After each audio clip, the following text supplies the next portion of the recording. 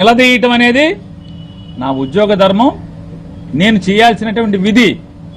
దానిలో భాగమే నువ్వు నన్ను పబ్లిసిటీ అనుకున్నా సార్, జైపాల్ సార్, మీరు నన్ను దాన్ని పబ్లిసిటీ అనుకున్నా, నా రాజకీయ ఎదుగుదల అనుకున్నా, ఏమనుకున్నా నిలదీయటం మాత్రం ఆగదు జైపాల్ గారు, ప్రశ్నించటం ఆగదు జైపాల్ గారు. కేసు కట్టి జైల్లో వేసినంత మాత్రాన జైలు ఊతలలో లోపల నుంచి కూడా ప్రశ్నిస్తూనే ఉంటాను జైపాల్ గారు. నేను అనుచిత వ్యాఖ్యలు పోలీసు శాఖ నుంచండి. పోలీసు శాఖ ఏంటి? ఇంకో శాఖ ఎక్కడొచ్చింది జైపాల్ గారు? శాఖ ఎక్కడొచ్చింది అంటున్నా.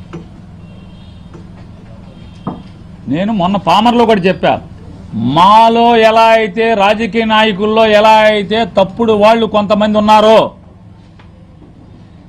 బుద్ధి గడ్డి తిని పేకాట్ల మీద బతుకుతున్నారో, క్లబ్బులు నడిపి బతుకుతున్నారో, ఇసుక తిని బతుకుతున్నారో, మట్టి అమ్ముకుని బతుకుతున్నారో, జనాలకి పనులు చేయడానికి లంచాలు తీసుకుని బతుకుతున్నారో, కాంట్రాక్టర్ల దగ్గర బల్ల కింద చేయి పెట్టి లంచాలు తీసుకుని బతుకుతున్నారో, మాలో చెడిపోయినట్టుగానే కొంతమంది పోలీసుల్లో కూడా కొంతమంది అధికారులు ఉద్యోగస్తులు చెడిపోయి ఉన్నారండి. వారిని ఉద్దేశించి మాత్రమే మాట్లాడుతున్నానని చెప్పాను.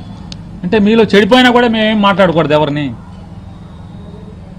కాదండి. మీలో చెడిపోయిన ఉన్నవాళ్ళు కూడా తప్పుడు కేసులు కట్టి దుర్మార్గాలు చేస్తుంటే కూడా మాట్లాడకూడదా?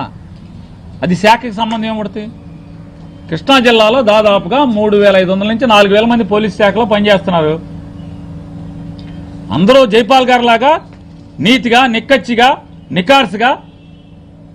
జైపాల్ గారు మీలాగా అందరు లేరు, కొద్దిమంది తేడాగా ఉన్నారు. అక్కడక్కడ వేళ్ల మీద లెక్క పెట్టేట్టుగా యూనిఫామ్ వేసుకుని బారులోకి వెళ్ళి తాగుతున్నారండి.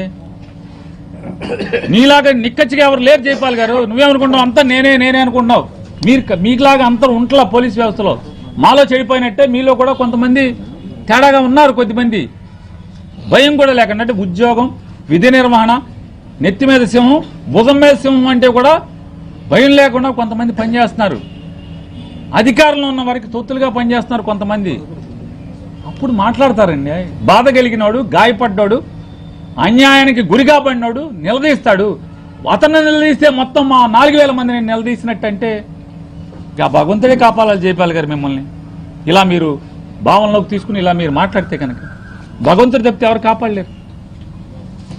అంటే ఎలా ఉందంటే ఇదేదో నియంత రాజ్యం. ఇది నియంత రాజ్యంలో విలేకరులు వార్త రాసినా జైల్లో వేయటమే, సామాన్యుడు ప్రశ్నించినా జైల్లో వేయటమే.